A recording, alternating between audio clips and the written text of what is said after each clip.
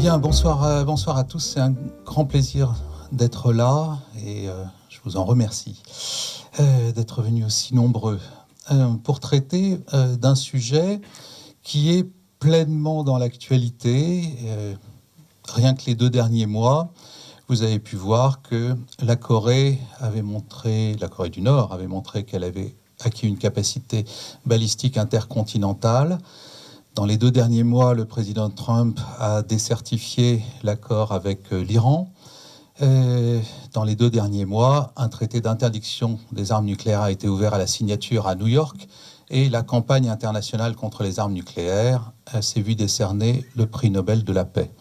Rien que le dernier week-end, le pape, lors d'un séminaire important, a rappelé la position constante du Vatican contre la possession et, a fortiori, l'usage des armes nucléaires dans le monde.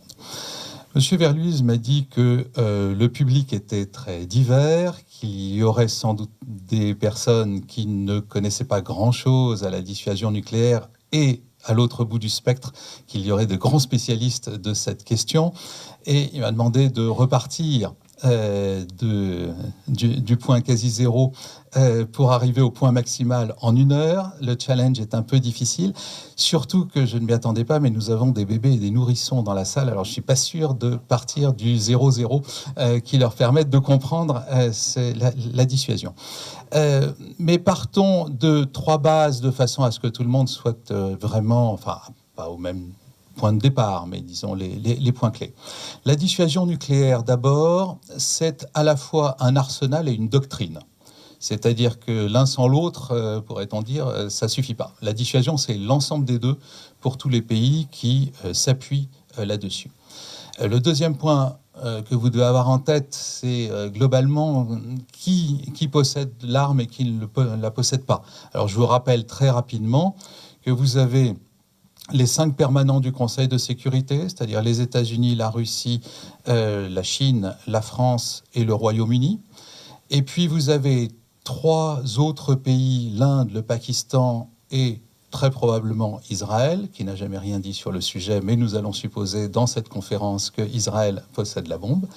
Et puis enfin la Corée du Nord. Donc ça vous fait 9 pays. Les quantités sont très différentes, avec d'un côté les États-Unis et la Russie. Vous êtes de l'ordre de 4600 têtes pour chacun d'entre eux, dont un peu plus de 2000 opérationnels et 2600 en stock, pourrait-on dire. Beaucoup plus si on met celles qui sont au rebut, mais qui pourraient, dans certains cas, être remises d'aplomb. Donc, ça, c'est les 2 qui en possèdent vraiment des quantités considérables, mais ils ont beaucoup baissé. Souvenez-vous qu'au pic de la guerre froide, les États-Unis possédaient 34 000 têtes. Et maintenant, on est plutôt dans la zone 4 600. Il y a quand même de la réduction depuis. La Chine, autour de 250. La France, un tout petit peu moins de 300. Le Royaume-Uni, 160 opérationnels sur 250. Reste après ceux qu'on ne connaît pas. L'Inde et le Pakistan, autour d'une centaine, à peu près entre 100 et 120 sans doute. Israël, les gens disent peut-être autour de 80. Reste la Corée du Nord, entre 5 et 10, sans doute. Mais voilà. Évidemment, cette absence de transparence sur les chiffres est un des problèmes qui va se poser. Nous y reviendrons. Les autres pays n'ont pas l'arme nucléaire. Pourquoi ? Pour des tas de circonstances historiques, plus une importante, c'est qu'ils sont partis à un traité très important qu'on appelle le traité de non-prolifération, lequel a été signé en juillet 1968 et entré en vigueur en 1970. Alors ce traité est très particulier parce qu'il autorise les 5 qui avaient des armes nucléaires avant 1967 à les garder, et puis tous ceux qui adhèrent après n'ont pas le droit d'avoir la bombe. C'est ce qu'on appelle un traité asymétrique. Et ce traité a été relativement bien respecté. Mais évidemment, Israël, l'Inde et le Pakistan n'ont pas adhéré, ce qui leur a permis d'acquérir la bombe. Et puis la Corée du Nord, qui avait adhéré, en est sortie. Or, elle en est sortie de fait, pourrait-on dire, sinon de droit, peu importe, ici. Enfin, la 3e base, et j'arrêterai avec ça, c'est ce point clé de la philosophie de la dissuasion, si l'on peut dire. on ne peut pas savoir si la dissuasion, ça marche ou si ça ne marche pas. Que les choses soient claires, si vous entendez quelqu'un vous dire la dissuasion ça marche ou quelqu'un qui vous dit la dissuasion ça ne marche pas, c'est un militant, c'est-à-dire qu'il ne voit qu'une partie du problème. Et en réalité, d'où vient cette indétermination fondamentale? C'est que la dissuasion nucléaire a été conçue pour un certain type de menace et pour un certain type de défense, qu'elle a ces menaces et ce système de défense a fonctionné. Ça ne veut pas dire que sans cela, ça n'aurait pas fonctionné. Et donc, prenez par exemple l'exemple de la France pour que ce soit plus clair. Nous avons un arsenal nucléaire et une doctrine qui dit, bien voilà, je ne veux pas être attaqué, et si quelqu'un m'attaque dans mes intérêts vitaux, eh bien la réplique sera telle qu'au fond, il peut comprendre rationnellement qu'il n'a aucun intérêt à venir m'attaquer trop fortement. Nous n'avons pas été attaqués dans nos intérêts vitaux depuis que nous avons en fait un arsenal nucléaire. Est-ce qu'on peut dire pour autant que la dissuasion a marché? On n'en sait rien. Peut-être que nous n'aurions pas été attaqués, même si nous n'avions pas eu cela. En revanche, si nous avions été attaqués dans nos intérêts vitaux alors que nous avions la dissuasion, alors on aurait pu dire la dissuasion ne marche pas. Mais comme ça n'a pas été le cas, on ne peut pas dire ni que ça marche, ni que ça ne marche pas. Donc, heureusement, pourrait-on dire. Parce que si on pouvait démontrer scientifiquement que la dissuasion marche, eh bien tout le monde l'aurait. Et si on pouvait démontrer scientifiquement que ça ne marche pas, ben les gens ne sont pas fous, ils l'auraient mis au placard depuis longtemps. Et c'est justement à cause de cette indétermination-là que ça continue, ce qui vous montre un point clé de la philosophie de la dissuasion. La dissuasion, c'est une forme de croyance, de pari et de représentation créée dans l'imaginaire de l'autre et de soi-même. Voilà pour les bases. C'est un peu rapide, je le reconnais, mais il faut bien attaquer un peu le vif du sujet. Première grande partie à aborder, l'état du débat aujourd'hui, avant de regarder l'état du débat futur. L'état du débat aujourd'hui, c'est quoi? C'est un double mouvement. Un vaste mouvement international pour aller vers un monde sans armes nucléaires, et en même temps un retour de la centralité de l'arme nucléaire dans toutes les questions géopolitiques. Et donc, vous avez une espèce de mouvement un peu antinomique, voire paradoxal, qui se produit simultanément. Alors d'abord, regardons ce mouvement en faveur d'un monde sans armes nucléaires. Quels sont les arguments des opposants, pourrait-on dire, à la dissuasion? Vous avez trois grandes familles d'arguments. C'est toujours les mêmes, mais avec des intensités diverses suivant les époques. Parce qu'il ne faut pas oublier que l'arme nucléaire, depuis Hiroshima, elle est critiquée et une bonne partie de l'opinion publique est contre depuis le début. Donc, ce n'est pas une opposition récente, c'est juste une opposition renouvelée, plus forte et avec un développement des arguments un peu différent de ce qu'on connaissait évidemment pendant la guerre froide. Donc, trois grandes familles d'arguments. C'est facile, entre guillemets. 1, la bombe est dangereuse. 2, la bombe est inutile. 3, la dissuasion nucléaire correspond à un ordre mondial dont nous ne voulons plus. Et tout tourne autour de ça. Et débouche, on le verra après, sur deux questions fondamentales, la question morale et la question éthique. Prenons-les un peu dans l'ordre rapidement. La bombe est dangereuse. C'est tout l'approche, évidemment, humanitaire, c'est-à-dire dire, qu'est-ce que c'est que cette arme qui peut, en une fois, pourrait-on dire, tuer des centaines de milliers de personnes?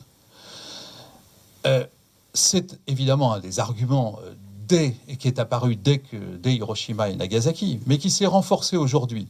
Peut-être parce que la conception de la vie humaine a changé au cours du temps et la valeur de l'individu. Peut-être aussi parce que les normes du droit international humanitaire se sont élevées. Et donc, évidemment, le caractère indiscriminé de la bombe, le côté ça va tuer des centaines de milliers de civils, etc., est monté en puissance dans le temps, parce que l'époque veut cela. Un deuxième argument qui est apparu plus récemment, c'est la question des dommages considérables et durables à l'environnement. Préoccupation qui était moindre avant. Bien sûr, depuis les années 60, on dit une guerre nucléaire entraîne ce qu'on appelait un hiver nucléaire. Mais les dommages considérables à l'environnement, c'est, comme vous le savez tous, une préoccupation plutôt récente, mais qui a beaucoup servi dans la campagne actuelle contre les armes nucléaires. Donc c'est un point qui est évidemment très important. Et puis, enfin, dans les dangers de la bombe, il y a toute la question des accidents possibles. Alors les accidents, ils sont de plusieurs sortes, évidemment. D'abord, c'est l'idée qu'il peut y avoir un accident parce qu'on a lancé un missile par erreur, par toute une série d'erreurs dans la chaîne de décision. C'est l'accident purement technique qui fait que ça explose alors qu'on considérait que ça n'allait pas exploser. Ben voilà, il y a un accident nucléaire comme ils sont produits dans le civil. Et puis il y a l'accident qui correspondrait à une erreur d'interprétation, c'est-à-dire qu'on voit arriver quelque chose de l'adversaire réel ou supposé, et on se trompe, on pense que c'est du nucléaire, alors on répond par du nucléaire, alors que c'était autre chose, et c'est arrivé qu'on puisse confondre un lever du soleil avec une arrivée d'un missile. Et donc c'est pas quelque chose de négligeable. Donc c'est pour toutes ces raisons, il y a toute une famille d'arguments autour de tout cela est insupportable, la bombe c'est beaucoup trop dangereux pour qu'on en garde, hop, il faut qu'on mette ça à la poubelle. La deuxième famille d'arguments, c'est la bombe est inutile. Au fond, voilà, c'est tous les arguments comme quoi ça ne fonctionne pas, et donc c'est ce qu'on appelle la délégitimation de la dissuasion. De ce point de vue-là, comme je vous ai dit, il n'est pas possible de démontrer objectivement, pourrait-on dire, que la bombe est inutile, mais il y a quand même des arguments en ce sens. La première idée, c'est de dire que la dissuasion n'a pas empêché la guerre. Alors, bien entendu, ceux qui disent cela savent bien qu'il n'y a pas eu de guerre entre les États-Unis et l'Union soviétique, par exemple. Mais ce qu'ils disent, c'est que ça n'a pas empêché la guerre parce que ça l'a déplacée. Parce qu'au fond, l'affrontement entre les États-Unis et l'Union soviétique, eh ben, il s'est déplacé par proxy en Afrique, en Amérique latine, voire même, et bien sûr, en Asie. Et donc, au fond, dire la dissuasion a empêché la guerre, bon, c'est bien beau, ça a empêché la guerre entre les pays qui ont des armes nucléaires, mais ils se sont battus ailleurs et en faisant pas mal de dégâts. Cela étant, on peut bien entendu répliquer que ces guerres n'ont pas, par proxy, n'ont pas été des guerres mondiales, comme il y avait eu auparavant. Ensuite, la sécurité qu'est censée apporter les armes nucléaires, eh bien, on n'y croit pas, parce qu'au fond, c'est une question de représentation. C'est une question de représentation que l'autre se fait du fait que je vais être en capacité de l'attaquer ou de rétorquer avec du nucléaire. Et ça, au fond, ce système de représentation, ben, on ne pense pas qu'il soit crédible aujourd'hui. Un des éléments étant de dire, au fond, ces engins sont beaucoup trop puissants pour qu'ils soient utilisables aujourd'hui. Et donc, ça ne sert à rien de les garder. Il faut bien voir qu'en termes de tonnage, enfin de capacité détonnante, les bombes d'aujourd'hui, c'est entre 100 et 1000 fois Hiroshima. Donc ils disent, qu'est-ce que vous voulez utiliser un truc pareil, ça n'a pas de sens en réalité, donc autant les laisser tomber. Enfin, un dernier argument, c'est ça sert à rien parce que celui qui l'utilise contre un autre pays nucléaire s'expose en retour à une espèce de suicide collectif chez lui. Et au fond, personne ne prendra jamais une décision pareille. Donc, tout ça est bâti sur un système de représentation non crédible.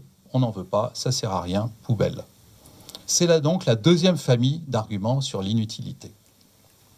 Troisième et dernière famille d'arguments, c'est tout cela correspond à un ordre nucléaire issu de la Deuxième Guerre mondiale dont nous ne voulons plus.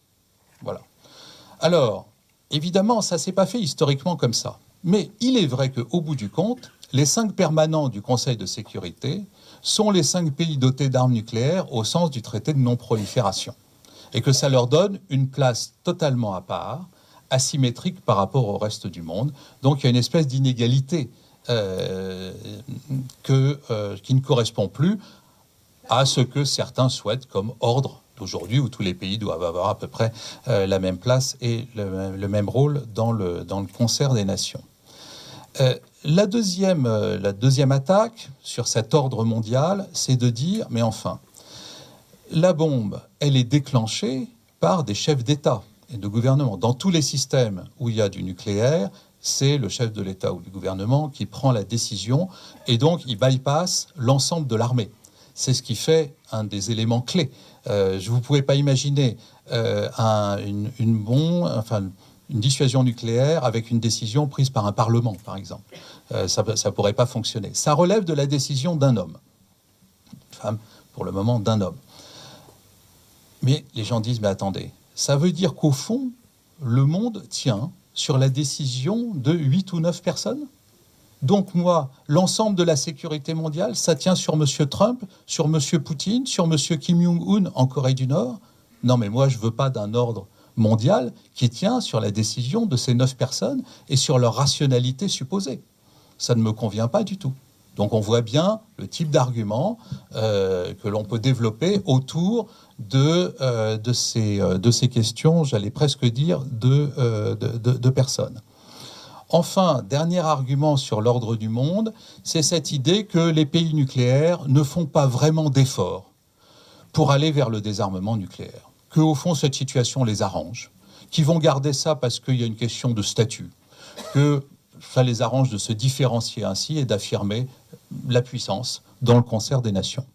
Et donc, ces pays nucléaires ne remplissent pas leurs obligations au sens du traité de non-prolifération parce que l'article 6 du traité de non-prolifération les engage à négocier de bonne foi un désarmement nucléaire dans le cadre d'un désarmement, ce qu'on appelle le désarmement général et complet, mais ça c'est de la cuisine. Globalement, ils sont invités à négocier tous ensemble.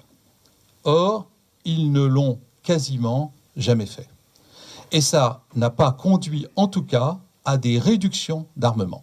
Il faut bien voir que les réductions effectives, pas la limitation intérieure, la réduction effective des armements, c'est toujours fait, soit de façon unilatérale, comme la France, partiellement la Grande-Bretagne, soit par des accords bilatéraux entre, par exemple, les États-Unis et l'Union soviétique, puis la Russie.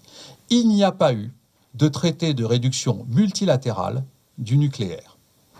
Et ça, c'est évidemment quelque chose qui, dans le monde moderne du multilatéralisme, où on veut promouvoir l'ONU, etc., est assez difficile à accepter par certains pays et un certain nombre de personnes.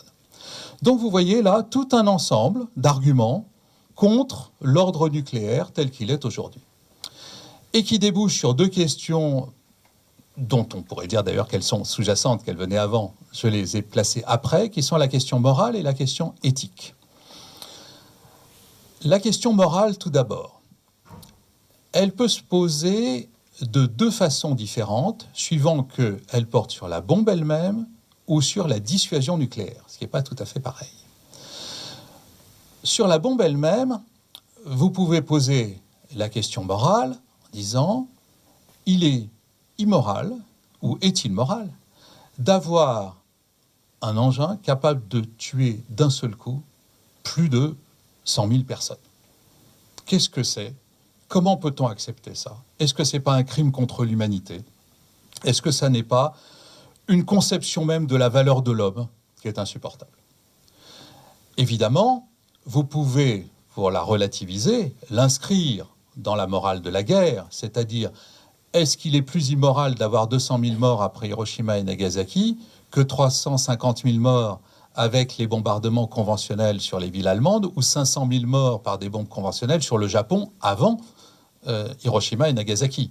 Donc, c'est pas que ça relativise forcément, mais on voit quand même que poser la morale de l'arme nucléaire pose aussi de façon générale la morale des des massacres de masse et des guerres de masse telles qu'on a pu les connaître au XXe siècle.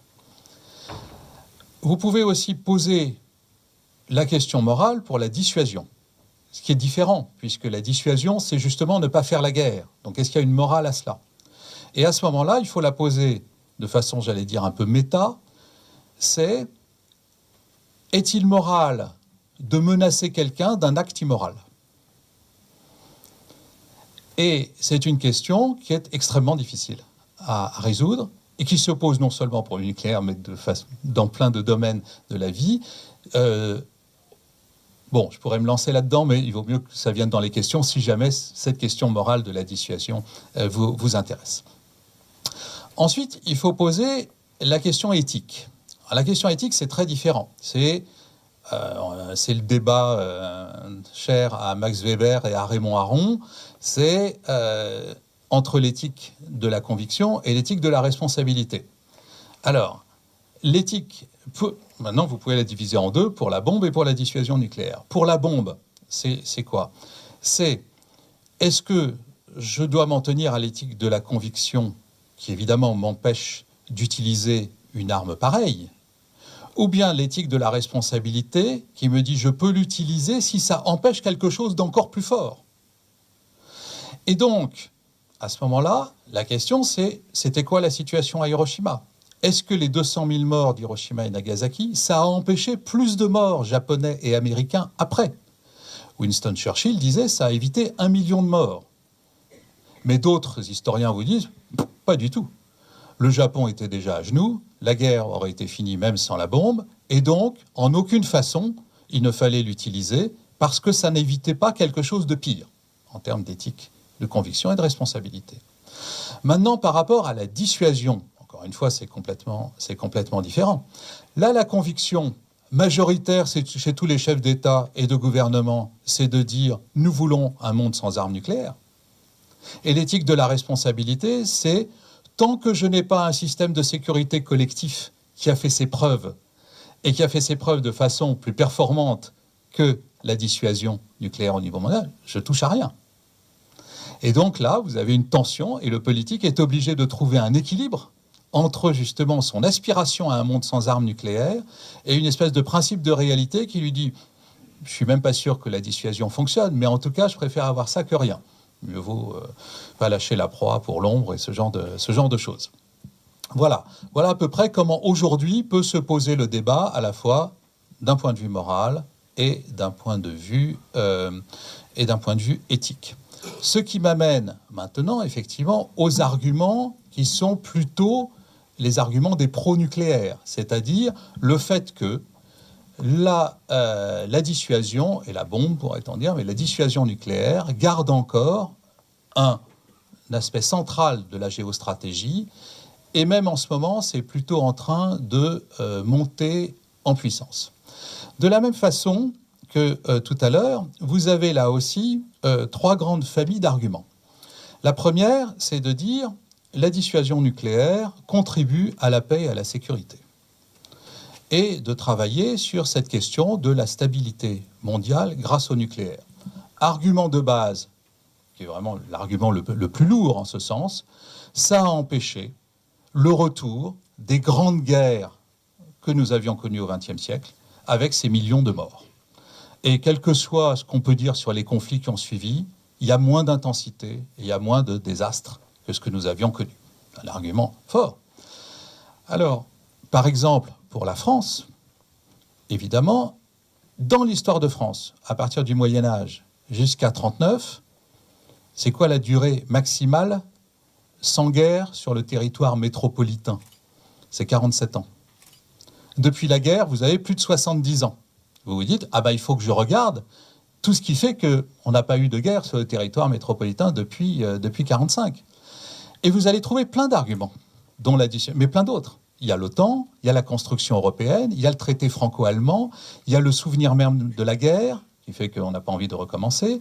Il y a le fait qu'on est moins impérialiste qu'avant, et comme on ne veut pas aller conquérir les autres, ben, ils ne veulent pas venir chez nous.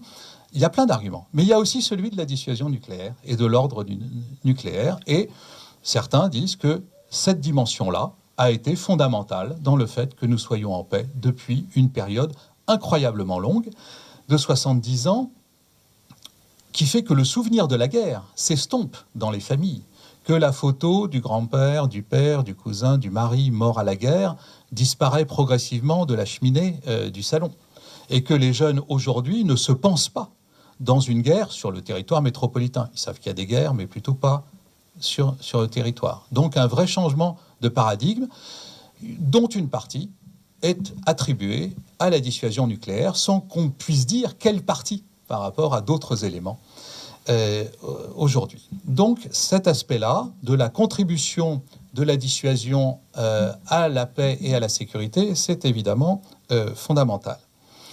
L'autre point, ça consiste à dire que le nucléaire, aujourd'hui, s'est finalement concentré sur quelques théâtres d'opération très précis, dans le cadre de circonstances historiques bien délimitées.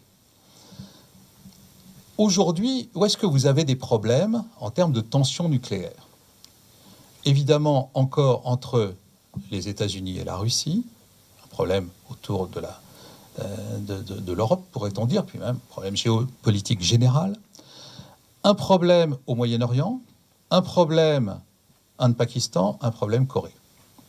C'est là qu'il y a les vraies tensions. Or, si vous revenez un peu en arrière historiquement, entre 1945 et 1955, la communauté internationale coupe en deux 4 territoires. L'Allemagne est coupée en deux pour créer la RDA. La Palestine est coupée en deux pour créer Israël. L'Inde est coupée en deux pour créer le Pakistan. La Corée se retrouve coupée en deux. 4 coupures. 70 ans après, la vraie problématique du nucléaire est encore autour de ces 4 coupures, en réalité. Ce qui vous montre que toutes les autres ont été plus ou moins réglées. Si vous n'avez pas réglé la question politique sous-jacente à l'apparition des armes nucléaires dans une région donnée, vous ne pouvez pas espérer en réalité diminuer la tension nucléaire. On a réglé la question allemande. Qu'est-ce qui s'est passé? Diminution drastique des armements nucléaires des Russes et des Américains. On n'a pas réglé la question israélo-palestinienne pour aller vite. Et vous avez eu autour du nucléaire israélien énormément de tensions. Et maintenant, la question iranienne qui vient se mettre par-dessus. Inde-Pakistan, on n'a pas réglé cette coupure. Hop, apparition d'une dissuasion mutuelle entre les deux. Corée, le Coréen du Nord estime qu'il est en péril dans une configuration où la paix n'a jamais été signée, et il veut parler aux Américains et se mettre aussi haut qu'eux, pourrait-on dire, il se met à avoir un arsenal nucléaire. Et donc c'est intéressant, je trouve, de voir que, alors que dans les autres domaines, vous avez le cercle vertueux, la paix entraîne le désarmement, qui entraîne de la paix, qui entraîne du désarmement, etc. Pour le nucléaire, ça ne marche jamais comme ça. Il n'y a jamais eu de réduction des arsenaux nucléaires s'il n'y avait pas eu avant une amélioration de la relation et une baisse de la tension géopolitique de ceux qui possèdent cette arme. C'est ce qui a permis, entre autres, après la fin de la guerre froide, à la France de passer de 600 têtes à 300 têtes. Donc, cette configuration nucléaire est très spécifique par rapport à celle des autres armes, évidemment, puisque ce sont des armes stratégiques. Enfin, dernier point, probablement, on peut estimer que la possession d'armes nucléaires et le fait qu'il y ait un parapluie américain sur un certain nombre de pays alliés a probablement entraîné une moindre montée des armements conventionnels. C'est l'effet selon lequel la bombe est réductrice de certaines inégalités. En gros, si j'ai la bombe, je n'ai pas besoin de me doter d'un arsenal conventionnel considérable. Je peux réduire mon arsenal conventionnel, ou au moins ne pas trop le laisser monter, parce qu'au fond, j'ai le nucléaire qui est une espèce de réducteur de la différence avec celui qui est en face.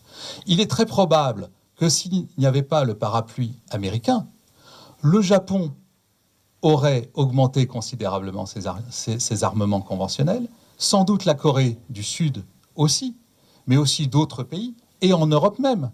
L'Allemagne et d'autres pays, s'il n'y avait pas l'OTAN, sans doute, ils auraient augmenté et développé un arsenal conventionnel considérable.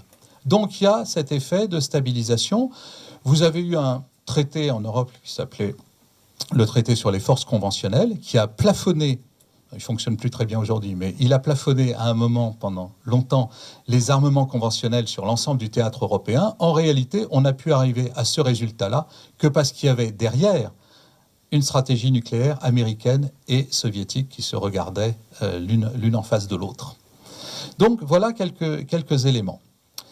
Ensuite, vous avez une autre famille d'arguments qui est que cet ordre nucléaire, alors que les Antilles disent « ça ne profite qu'à 9 pays », cet ordre nucléaire est en réalité extrêmement partagé de par le monde, par le jeu des alliances.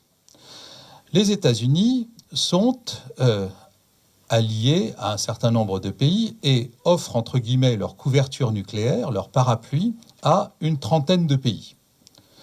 Les 27 autres qu'eux dans l'OTAN, plus le Japon, plus la Corée, plus l'Australie. En réalité, le nucléaire porte sur une population qui sont les 2 tiers de la population mondiale, et en termes économiques, n'en parlons même pas. Donc, cet ordre nucléaire, en réalité, il règne sur le monde. En tout cas, il est stabilisant de l'ensemble du monde. Car tous les pays qui sont sous parapluie ou qui ont la bombe ne se sont pas fait la guerre entre eux. Ce qui est évidemment un argument essentiel en termes de développement économique des 70 dernières années, bien entendu.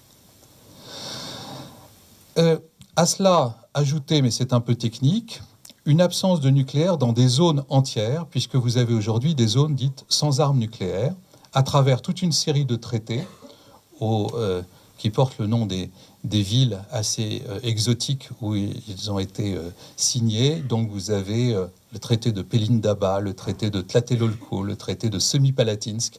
Donc vous chercherez où c'est sur les cartes, mais tout ça fait des espèces d'enclaves finalement nucléaires très importantes dans le monde, de pays qui ont décidé qu'ils n'en auraient jamais, qu'ils n'en stockeraient pas et que jamais il y aurait de conflit nucléaire chez eux. Et la plupart des pays nucléaires ont dit d'accord, on joue le jeu.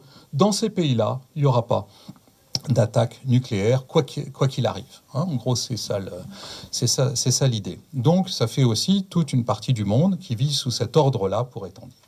Enfin, dernière chose, les pays nucléaires, enfin les 5 du Conseil de sécurité, ont offert, entre guillemets, à tous les autres, ce qu'on appelle les garanties négatives de sécurité. C'est une notion très intéressante et qui dit, en gros, je ne vous attaquerai jamais avec du nucléaire à 2 conditions. Vous devez être un pays du traité de non-prolifération, partie au traité de non-prolifération, et vous ne devez vous-même pas être un proliférant. C'est-à-dire vous devez respecter le fait que vous ne voulez pas du nucléaire. Moyennant quoi, je ne vous attaque pas avec du nucléaire, quoi qu'il arrive. Ça fait énormément de pays qui sont sous garantie, bien entendu. Donc aujourd'hui, à part 9 ou 10 pays, tout le monde est sous les garanties négatives de sécurité des 5. Et donc, ils se sont engagés à ne jamais utiliser du nucléaire. Donc vous voyez que c'est à la fois un ordre qui paraît comme ça, un peu par moments terrifiant, angoissant, anxiogène, mais qu'en réalité, il y a beaucoup d'éléments qui font que le nucléaire n'a quasiment aucune chance d'apparaître dans certaines parties du monde ou contre certains pays. Enfin, et je terminerai avec là, sur le constat, c'est quelque chose de très problématique, ça consiste à dire que les risques liés au nucléaire sont maîtrisables. Alors là, vous avez toujours des hurlements des antinucléaires, sans doute tout à fait compréhensibles. Le risque d'usage, d'abord, le fait de se tromper et d'envoyer une bombe sur quelqu'un comme ça, il y a eu 2-3 accidents à une époque où quand même on n'avait pas les mêmes moyens de contrôle de ce que l'on faisait avec son propre arsenal. La probabilité qu'on envoie une bombe nucléaire par erreur sur quelqu'un est quand même aujourd'hui extrêmement limitée. Il n'y a pas de risque zéro, je dis pas... voilà, mais bon, c'est quand même très très limité aujourd'hui. Deuxième chose, évidemment, le risque technique et technologique. Il est toujours là, même s'il y a eu des améliorations, mais il y a eu beaucoup d'accidents. Il faut bien voir qu'autour de la bombe, depuis la fin de la Deuxième Guerre mondiale, en accident technique, technologique, où ça a un peu fuité, où ça a été un peu dangereux, vous avez une 60aine d'accidents. Donc là aussi, il faut prendre ce risque parfaitement en compte, ne pas l'ignorer, mais au contraire, travailler dessus pour le diminuer autant qu'il est possible.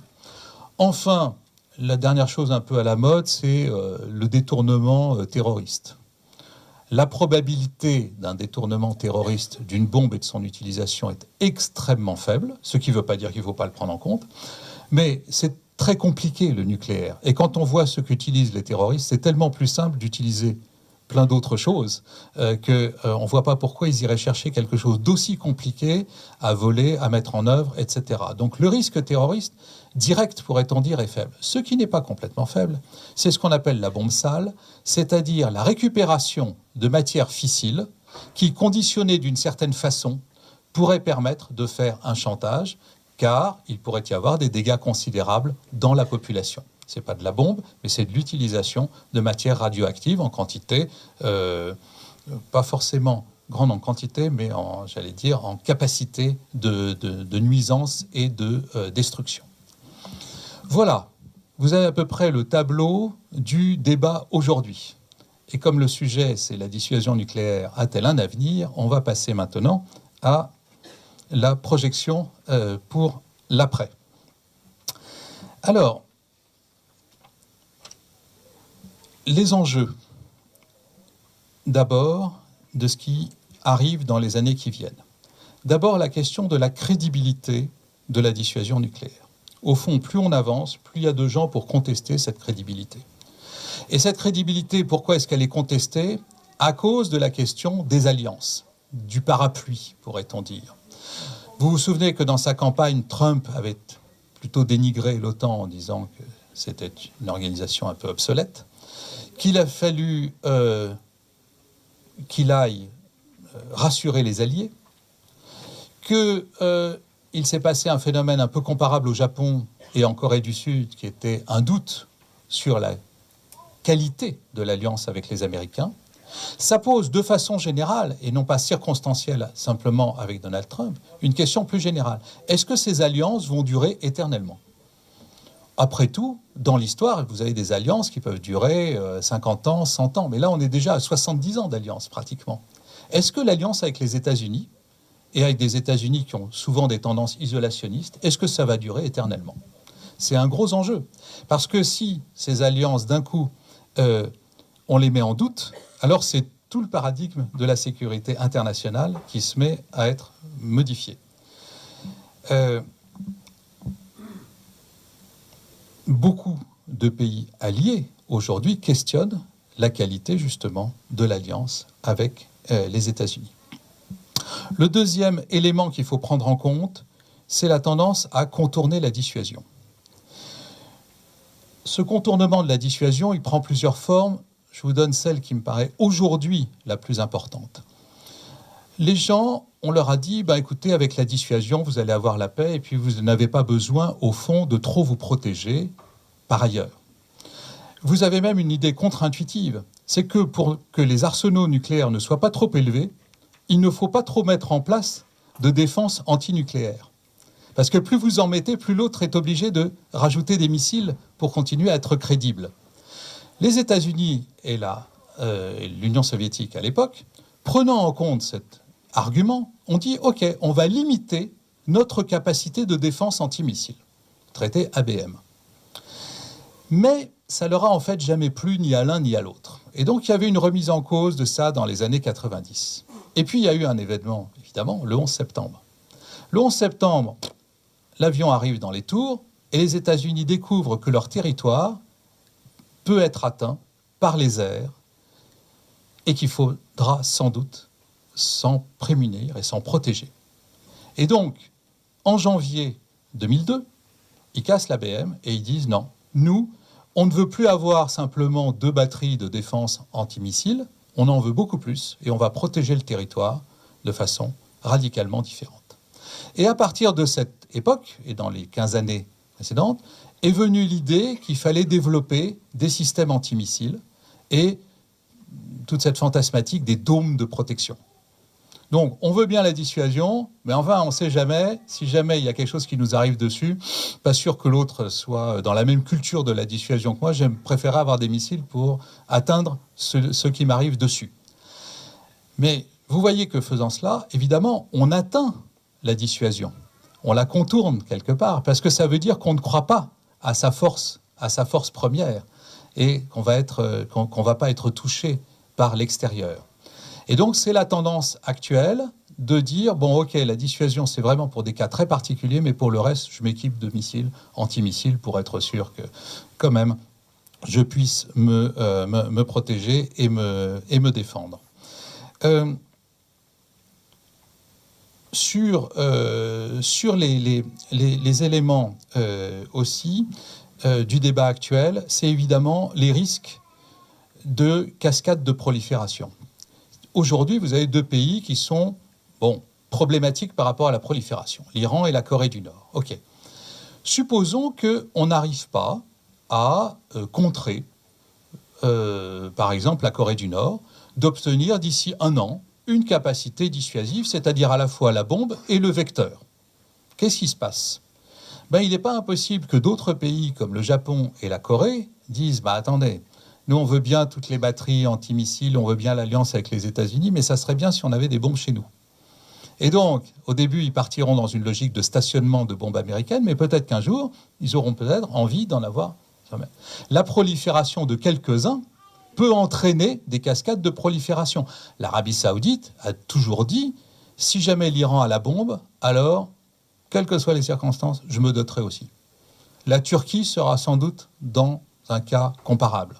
Et donc, la prolifération, ce n'est pas seulement 1 ou 2 pays, c'est tout ce que ça peut entraîner derrière, avec des images un peu fantasmées, où on peut penser que si on n'a pas réussi à contenir la prolifération, vous pouvez avoir 10, 20, 30 pays supplémentaires. Enfin, on est dans de la science-fiction, mais enfin, vous voyez l'enjeu qu'il y a à bien traiter la question iranienne et la question nord-coréenne. Elles vont servir d'exemple pour la suite et pour les autres.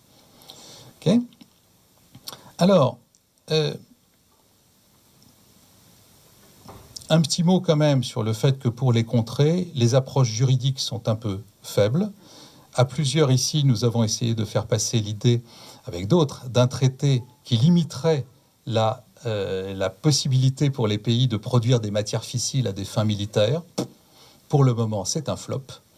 Quant au traité d'interdiction des essais nucléaires, qui permet aussi de limiter quand même la capacité des pays à se doter de l'arme, eh bien, il existe, mais il n'est jamais entré en vigueur. Il est plus ou moins contourné et on pourrait parler ad nauseam de la question de l'absence d'essai, mais d'un système de calcul et de simulation qui permet plus ou moins aux pays nucléaires de moderniser, de pérenniser les arsenaux. C'est un débat évidemment en soi. Je termine maintenant avec mon dernier grand chapitre qui est l'adaptation de la dissuasion dans le futur. Le premier point qu'il faut garder en tête, c'est qu'il va falloir, dans les années qui viennent, repenser les architectures de sécurité en Europe, au Moyen-Orient et en Asie. Il ne peut pas en être autrement.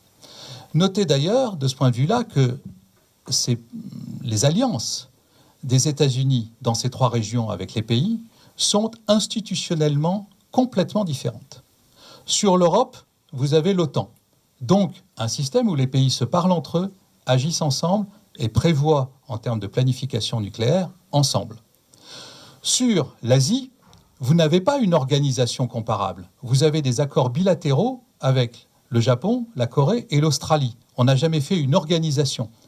Faire une organisation qui parle de nucléaire entre le Japon et la Corée du Sud aurait été assez performant.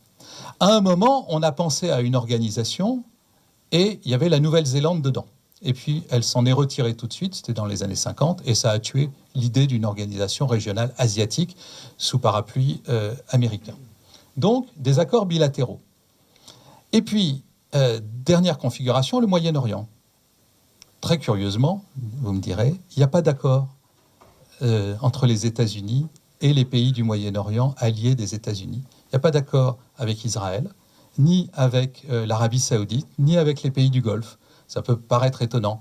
Mais dans la réalité, quand on voit ce qui se passe sur le terrain, dans les guerres, sur le terrain, etc., on voit bien qu'il y a une alliance extrêmement forte et une implication extrêmement forte des États-Unis dans la zone. La question étant de savoir si cela pourrait aller jusqu'au nucléaire. Probablement oui. Probablement oui, du fait de la faible...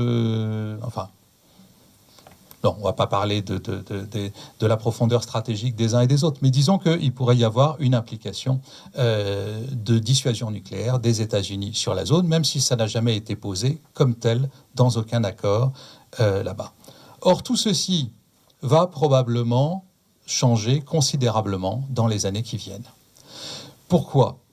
Encore une fois, quelle va être la configuration autour de la Corée du Nord ?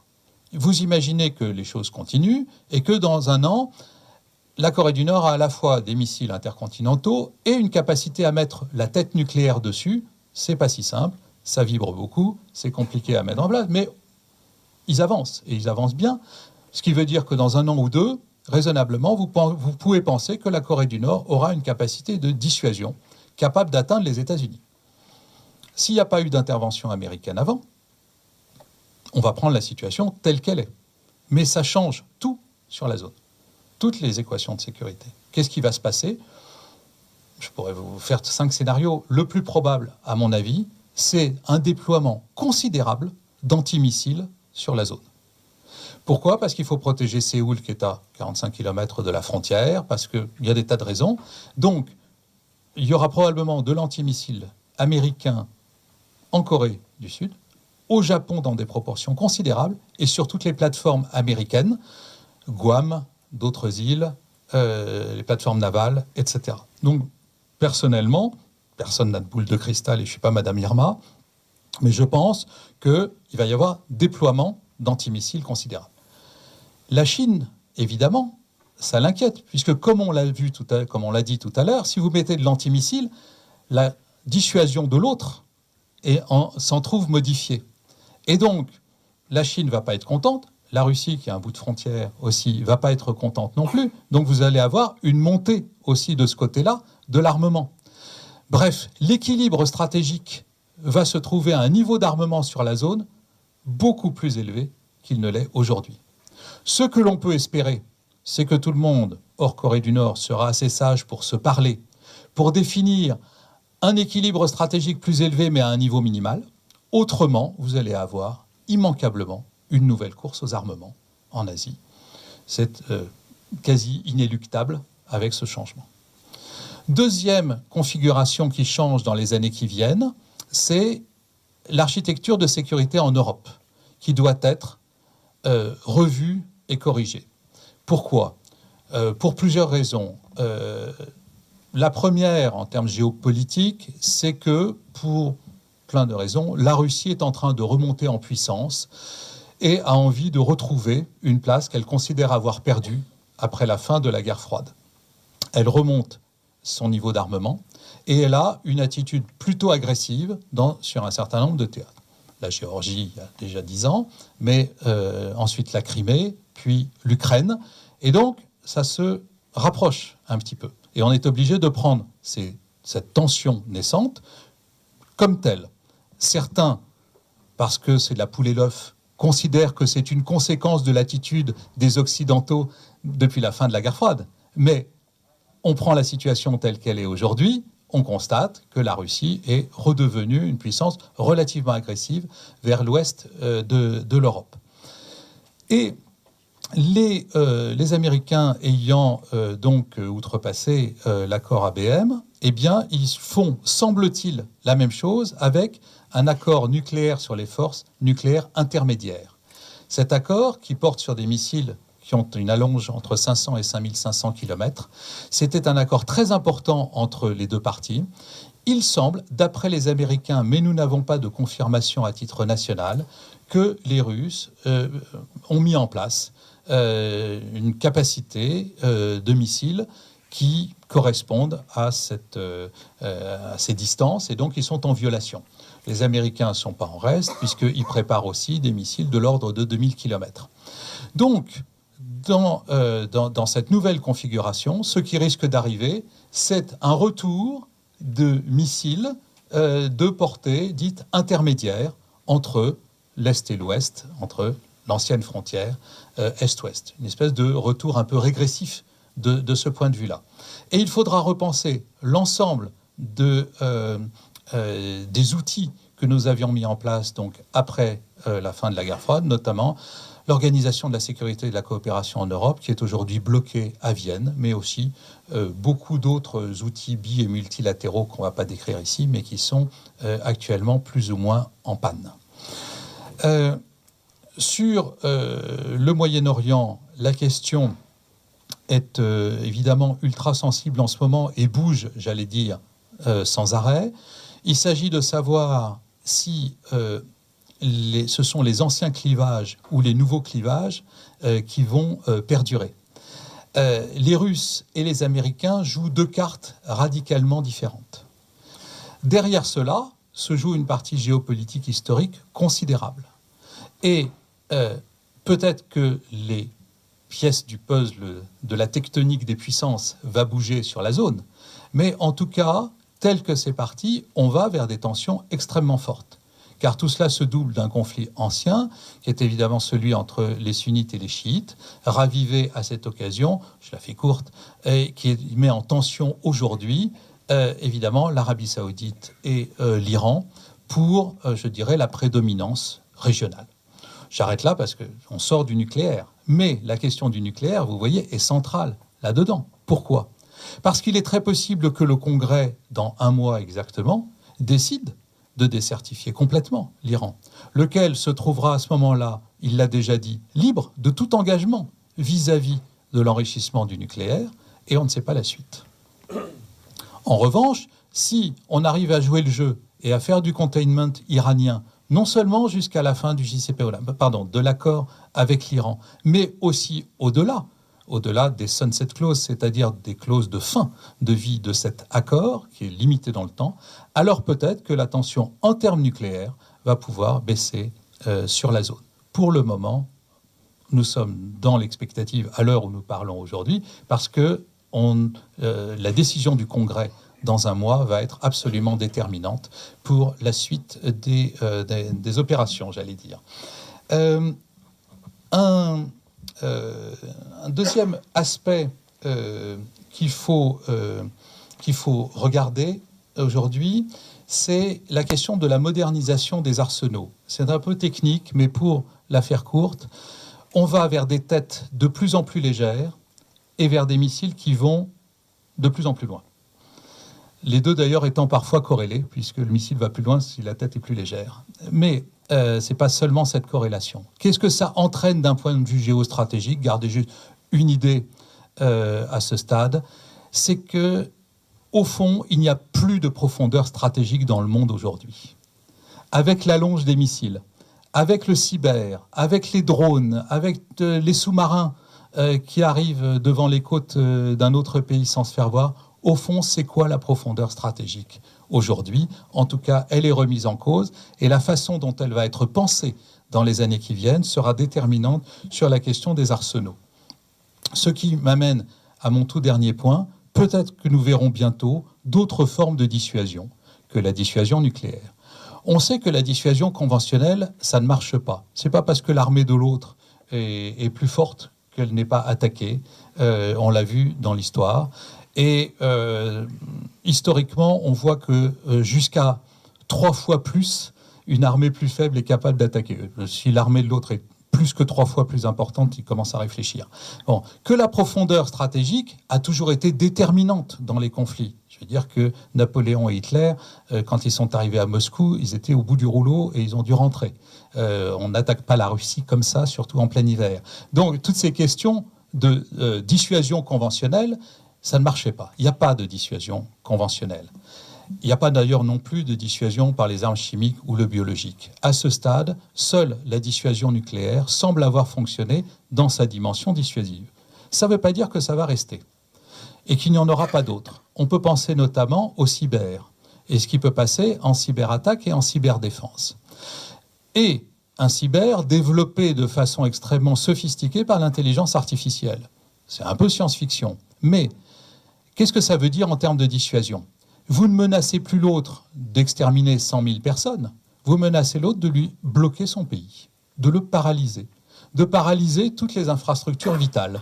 Et vous pouvez imaginer une dissuasion dans laquelle on dit à l'autre « Oula, tu ne m'attaques pas, parce qu'autrement, autant dire que ton pays est en panne et pour longtemps, et si tu m'attaques par le cyber, je saurai, j'ai la capacité de faire la même chose dans l'autre sens. » Encore une fois, pas de boule de cristal, mais on peut imaginer, vu les développements du cyberespace aujourd'hui, que cela peut être un élément du cyber plus tard.